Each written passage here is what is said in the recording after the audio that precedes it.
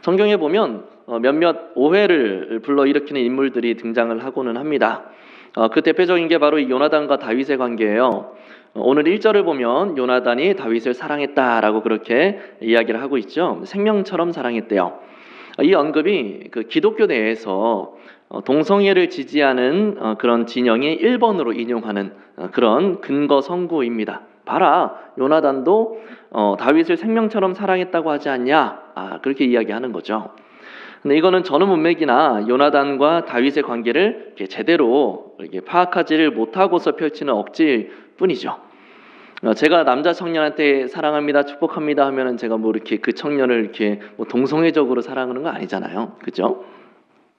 사랑이라는 단어만 들어가면 어떻게든 끼워 맞추려고 하는 게 그들의 심리인데, 오늘 본문의 다윗과 요나단의 관계도 그렇게 해석을 하려는 거죠. 아무튼 그건 절대적으로 잘못된 그런 성경 인용인 건데, 오늘 함께 나누려고 하는 중점 내용은 그 부분은 아니고요. 다만 다윗에 대한 요나단의 그 우정과 신의와 관련된 이야기입니다. 함께 사무엘상 18장의 전체적인 내용을 가지고 살펴보도록 하겠습니다. 우리가 함께 그 유대인들에게 있어서 겉옷이라고 하는 이 아이템이 가지는 의미를 우리가 여러 번 이렇게 나눴었습니다. 이제는 좀 기억이 나실 것 같아요. 겉옷이 어떤 의미인지. 대표적으로 예수님이 예루살렘 성으로 입성하실 때, 그때 백성들이 예수님이 가시는 그 길 위에 자신의 겉옷을 깔았다라는 장면이 나오죠. 예루살렘의 백성들이 예수님을 정치 군사적인 메시아로 착각했습니다. 그 착각 속에서 예수님이 이제 예루살렘으로 이제 로마를 향한 그 전쟁을 선포하러 예루살렘을 올라가시는 거다라고 착각을 하는 거예요. 예루살렘으로 올라간다라는 이 표현이 전쟁과 관련된 용어거든요. 그런 표현입니다. 그러니까 예수님이 올라가는 길에 자신들의 겉옷을 깔아드렸다라는 이 이야기는 당신이 이제 곧 시작할 로마와의 그 전쟁에 나의 모든 것을 걸고 동참하겠습니다 라는 의미예요.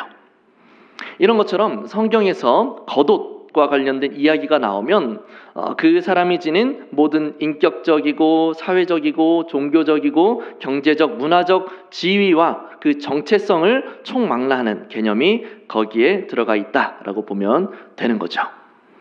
따라서 자신의 겉옷을 타인에게 내어준다거나 하는 이런 것은 매우 드문 경우라고 할 수 있고, 혹여 타인에게 자신의 겉옷을 내어줬다면 그것은 굉장한 의미가 거기에 들어있다는 겁니다. 그런데 4절을 보니까 요나단이 그렇게나 중요한 겉옷을 다윗에게 벗어주는 장면이 나와요. 매우 의미심장한 장면일 수밖에 없는 거죠. 또 겉옷과 함께 군복과 칼, 그리고 활, 띠도 같이 주거든요.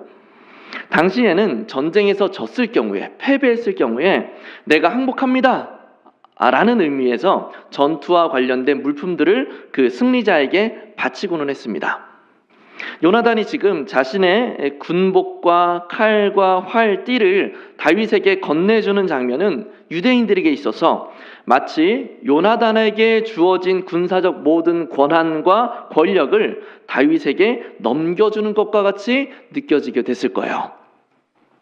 지금 보이고 있는 요나단의 이런 행동은 굉장히 특이합니다. 요나단은 다윗이 골리앗을 죽이고 그 여세를 몰아서 이스라엘이 블레셋을 상대로 굉장한 승리를 거둔 후에 이런 행동을 보이거든요. 골리앗이라고 하는 그 거대한 그 적 때문에 이스라엘이 두려움에 떨고 있었어요. 그래서 제대로 된 싸움도 못 해보고 벌벌 숨어서 떨고 있었는데, 하나님께서 다윗을 통해서 놀라운 일을 이루셨죠. 이 골리앗을 이기도록 하셨고 죽임당하게 하셨어요, 다윗을 통해서. 그리고 이 일로 인해서 블레셋 진영은 큰 두려움을 느끼면서 도망을 치게 됐고, 이스라엘은 엄청난 용기를 얻어서 대승을 거두게 됩니다. 그러니까 이 전투에 있어서 다윗은 1등 공신이 맞아요. 맞는데 그렇다고 해서 요나단이 처음 본 다윗을 갑자기 엄청나게 아끼고 좋아하게 되는 그런 관계로 발전하기에는 뭔가 너무 갑작스럽단 말이죠. 이것도 너무 갑작스러운데 생판 처음 본 다윗에게 자신의 겉옷을 주고 또 갑옷과 칼과 활을 주면서까지 인간적인 호감을 초월한 어떤 감정을 느끼게 된다? 이것은 너무 좀 이해하기가 힘든 참 희한한 일이라고 할 수가 있는 겁니다. 사실 그렇지 않습니까? 아주 힘든 전쟁을 승리로 이끈 장군이 있다고 하면 그렇다고 할지라도 왕이 네가 나보다 낫다, 네가 왕해라 그러지 않는단 말이죠. 아주 대승을 거둔 장군을 향해서 왕자가 당신은 대단합니다, 나의 왕자의 권한을 넘겨드릴게요 이렇게 안 한단 말이죠. 가끔 그럴 때는 있습니다. 우연찮게 누구를 이렇게 만났는데 알게 됐는데 이 사람한테 너무 마음이 끌리는 거예요. 마치 나랑 너무 잘 맞고 너무 오래전부터 마치 교제하고 있었던 것처럼 너무 자연스럽게 가까워지는 그런 사람이 종종 나타나기는 합니다. 그러나 요나단이 보이는 모습은 단순히 인간적인 매력이나 친밀감을 강하게 느끼고 있다는 것만을 의미하는 것이 아니라는 거예요.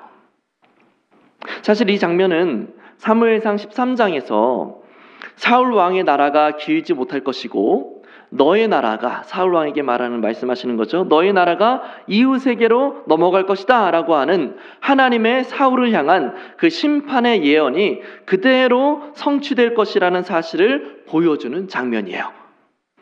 그리고 다윗이 요나단의 그 왕자로서의 정체성을 상징하는 겉옷을 건네받는 그 장면을 통해서 사울 왕의 나라를 넘겨받게 될 그 이웃은 요나단이 아니라 다윗이라는 사실을 암시해주는 장면인 거죠. 이후로 하나님이 선택하신 그 다윗이라는 인물이 겪는 그 수많은 어려움들과 또 하나님께서 그런 다윗을 붙드시고 지키시면서 말씀하신 대로 다윗을 이스라엘의 왕으로 세우시는 그런 이야기들이 쭉 펼쳐지게 됩니다. 그리고 하나님께서는 그 다윗을 통해서 온 열방에 미칠 복된 소식이 성취되도록 만드시죠. 결국 우리가 사울의 이야기를 계속해서 쭉 살펴보고 있는데 반복적으로 살펴봤던 사울의 그 이야기가 바로 이거예요. 인간이 계획하고 결정하고 세워가는 일은 결국 무너질 수밖에 없다라는 겁니다. 하나님이 세우시고 하나님이 이루어 가시는 일만이 결국 온전한 결말에 다다를 수 있게 되는 것이고 하나님께서 그렇게 되도록 섭리하시고 역사에 가신다라는 거죠. 따라서 우리가 수많은 증거와 우리의 수많은 경험과 논리들을 도입하여서 합리적이고 논리적이고 합당하다라고 생각되는 가장 좋은 결론을 도출하였다 하더라도 그것이 하나님의 계획과 하나님의 뜻에 부합되는 것인가 라는 사실을 늘 고민하고 체크하면서 살아가야만 하는 거예요. 그렇지 않으면 결국 모래 위에 쌓은 성이 될 수밖에 없는 것이죠. 하나님은 사울의 이야기를 통해서 그리고 오늘 본문에 상식적으로는 이해할 수 없었던 요나단의 그 행동, 겉옷과 군복과 칼과 활을 다윗에게 넘겨주는 그 장면을 통해서 바로 이 사실을 우리에게 다시 한번 말씀해주고 계시는 겁니다. 자, 그러면 우리는 여기서 명백한 한 가지 결론을 도출해낼 수가 있는데 우리의 삶과 우리의 결정은 인간의 계획과 인간의 판단에 근거하여서 이루어지는 길이 아니라 하나님께서 세우시고 하나님이 섭리하셔서 이루어가는 그 길 위에 있어야 된다라는 거예요. 이것이 참 지혜이고 마침내 승리할 수 있는 유일한 길입니다.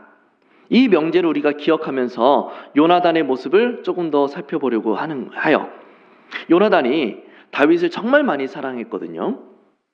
물론 다윗도 그만큼 요나단을 신뢰하고 좋아했습니다. 사무엘상 그 이야기들을 우리가 쭉 보면 요나단이 다윗을 사랑했다, 좋아했다라는 이야기들이 종종 거론이 돼요. 그만큼 요나단과 다윗은 서로를 향해서 진심이었습니다. 그런데 우리가 기억해야 될 요나단과 관련된 언급이 있어요. 우리 오늘 본문은 아니지만 23장 18절을 한번 우리 같이 읽어보도록 하겠습니다. 23장 18절 같이 읽습니다. 시작. 두 사람이 여호와 앞에서 언약하고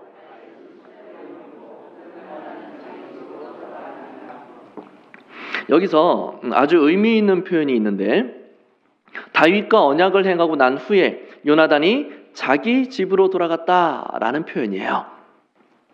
우선 둘 사이에 언약이 있었다라고 이야기했죠.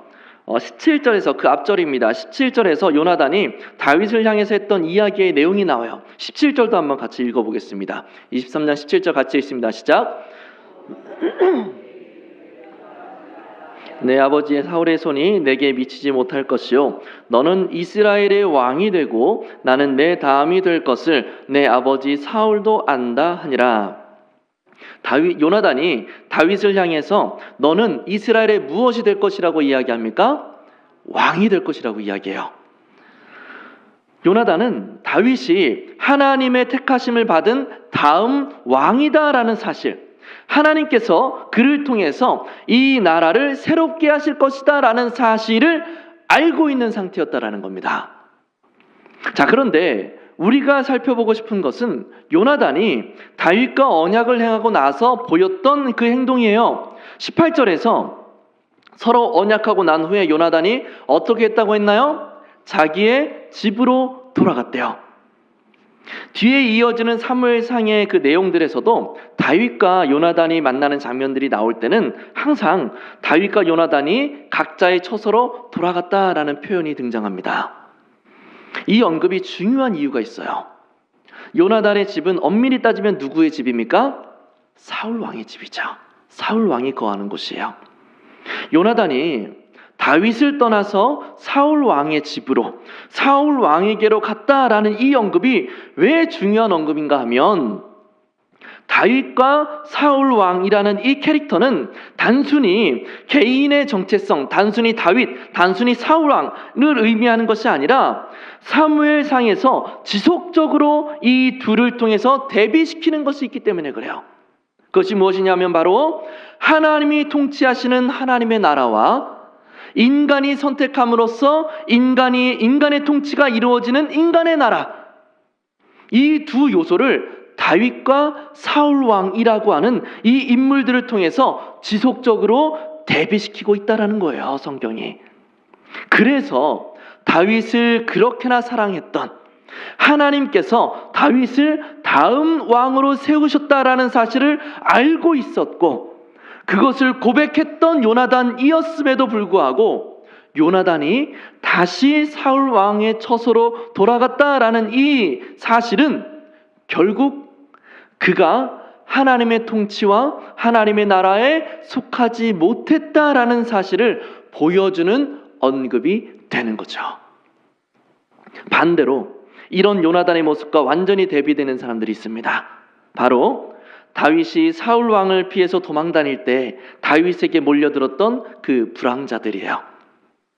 다윗에게 떡과 물을 제공했다라는 사실 때문에 수많은 사람들이 죽임을 당하기도 했어요. 제사장이었음에도 불구하고 레위인이었음에도 불구하고 죽임을 당했어요, 사울 왕에게. 사울 왕은 다윗이라고 하면 눈이 뒤집혀서 앞뒤 생각 안 하고 그냥 막 칼을 휘두르는 거예요. 그런 위급하고 위험한 상황에서 다윗을 따랐던 그 600명의 불황자들은 끝까지 다윗을 선택했다라는 거죠. 하지만 요나단은 다윗이 자기 아버지에게 생명의 위협을 받고 있는 그 상황을 인지하고 있었음에도 불구하고 하나님으로부터 택하심을 입어 하나님의 통치를 이룰 인물이 바로 이 다윗이라는 사실을 인식하고 있었음에도 불구하고 결국 다윗과 헤어져 아버지의 집으로, 사울 왕의 집으로 돌아갔다라는 거예요. 요나단이 다윗 때문에 불똥이 나한테도 튀면 안 되지 하면서 그래서 무서워서 다윗을 손절했다거나 이런 게 아니라 다윗을 진심으로 걱정하고 근심하면서 집으로 돌아간 겁니다. 앞에서도 이야기했지만 다윗을 향한 요나단의 우정과 신의는 대단했고 진심이었어요. 그러나 성경은 그가 다윗을 떠나서 사울 왕의 집으로 돌아갔다는 바로 그 영적인 의미를 분명하게 기록하고 있다라는 겁니다. 우리의 모습이 꼭 이 요나단과 같지 않은가라는 생각이 참 많이 듭니다. 우리가 교회 나와서 찬양하고 예배하고 또 정말로 하나님을 예배하고 싶고 하나님 찬양하는 게 정말로 좋고 말씀 들으면 나도 정말 이 말씀처럼 살고 싶다라는, 하나님을 더 사랑하고 싶다라는, 믿음을 지키고 싶다라는 마음으로 그렇게 진실되게 예배하고 찬양하고 말씀 가운데 나아갑니다. 그렇지 않습니까? 우리가 예배를 얼마나 사모해요. 그런데 그 후에는, 예배가 다 끝나고 나서는 다시 집으로 돌아간다라는 거예요. 내가 예배하면서 다짐하고 내가 예배하면서 결단하고 하나님 앞에 사랑을 고백했던 것들이 정말로 진심이었고 진실했는데, 그런데 결국 다시 집으로 돌아가게 되더라는 겁니다. 단순히 예배 끝났으니까 집으로 돌아가는 것이 아니라 하나님의 통치와 하나님의 역사와 하나님의 섭리로 이루어지는 하나님 나라 가운데 머물지를 못하고 다시 세상의 사람들이 살아가는 삶의 모습으로, 다시 세속적인 것을 추구하며 욕심부리는 모습으로 돌아가 버린다는 거죠. 이런 자신의 모습을 우리는 매주마다 경험하고 있지는 않습니까? 이런 우리의 이중적인 모습은 세상의 도전이 너무 거대해 보여서 두려움 때문에 나타날 수도 있을 것이고, 세상의 것들이 너무 매혹적이고 좋아 보여서 나타날 수도 있을 거예요.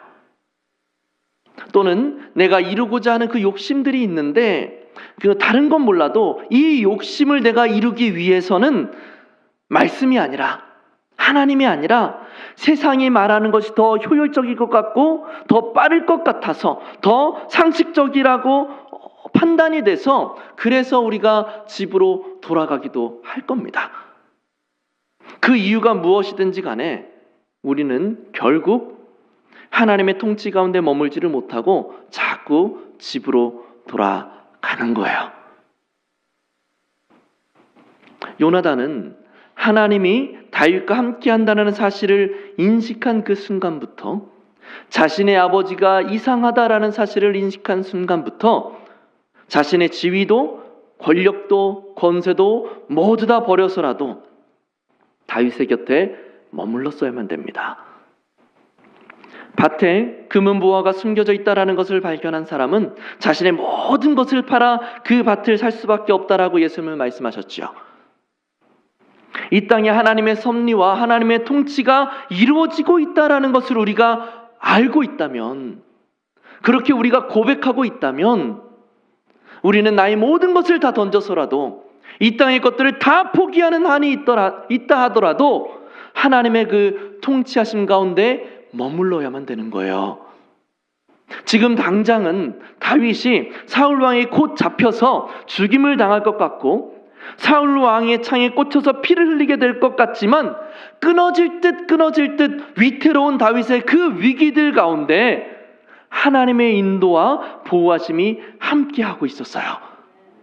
그래서 다윗은 그 위태로운 인생 속에서 마침내는 하나님의 계획하신 대로, 하나님의 약속하신 대로 이스라엘의 가장 위대한 왕이며 모든 인류의 메시아가 이 땅에 오시는 통로가 되었죠. 하나님의 섭리와 계획이 놀랍도록 이루어진 거예요. 그렇다고 다윗이 스스로 왕이 되겠다, 내가 반드시 저 사울을 몰아내고 이스라엘의 최고 통치자가 되겠다 다짐하고 결단했습니까?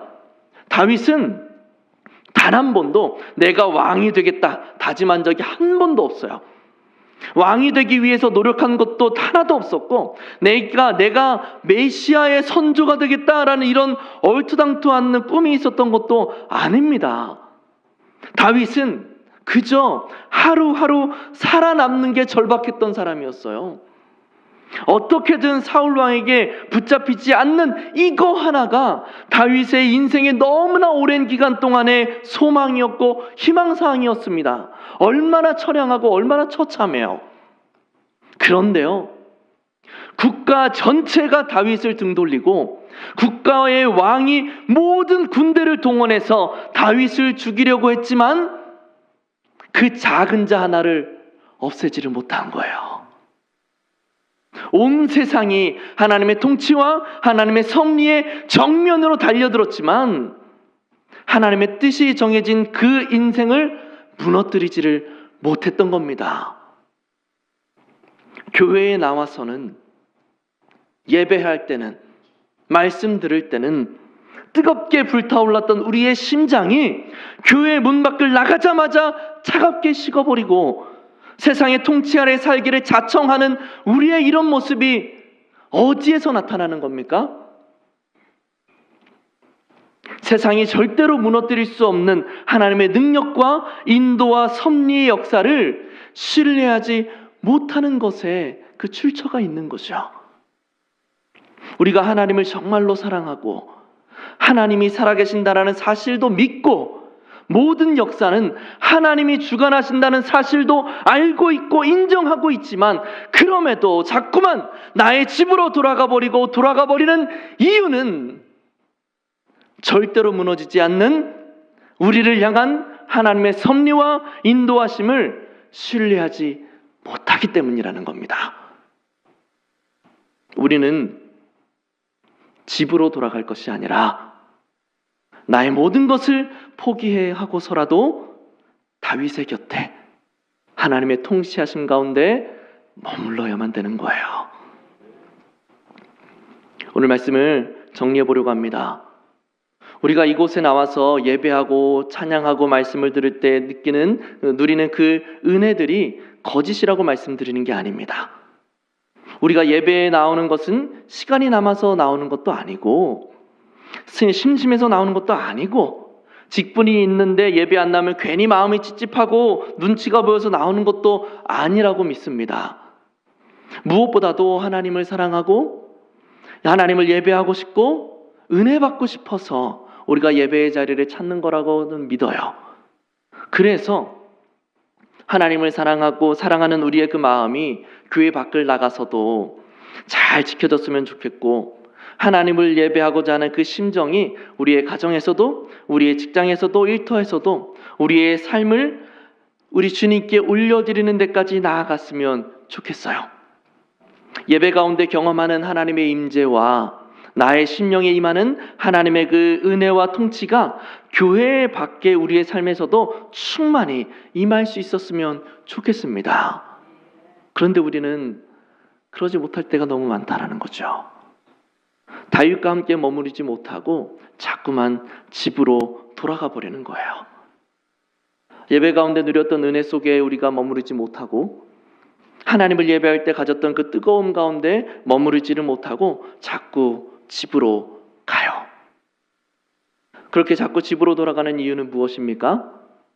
어떠한 정권과 어떠한 세력과 어떠한 권세도 하나님의 섭리와 역사를 가로막을 수 없다라는 사실, 그 어떤 것도 하나님이 택하시고 하나님이 인도하시고 붙드는 사람을 절대 무너뜨릴 수 없다라는 사실을 우리가 신뢰하지 못하고 있기 때문이라는 거죠. 우리 인생 가운데 지금도 함께 하시며 세밀하게 내 삶을 인도하시고 섭리해 가시는 하나님이심을 우리가 신뢰할 수 있었으면 좋겠습니다. 때로는 하나님의 섭리보다 세상의 도전이 훨씬 더 크게 느껴지고, 그래서 내 마음을 요동치게 만들기도 하지만, 사실 그런 것들은 하나님이 나와 함께 하시는 한 결코 나를 무너뜨릴 수 없다라는 사실을 굳게 확신하면서 오직 하나님만을 바라보며 살 수 있기를 바랍니다. 그 믿음으로 우리가 하나님의 통치하심 아래에 머물 수만 있다면, 그럴 수만 있다면 하나님께서 다윗을 통하여 마침내 위대한 구원의 역사를 이루셨던 것처럼 우리의 삶에도 반드시 놀라운 은혜와 능력의 역사를 이루어 가실 겁니다. 우리가 그것을 신뢰하면서 이것을 소망하면서 늘 주님 안에 머무를 수 있는 우리 모두가 될 수 있기를 예수님의 이름으로 간절히 축복합니다.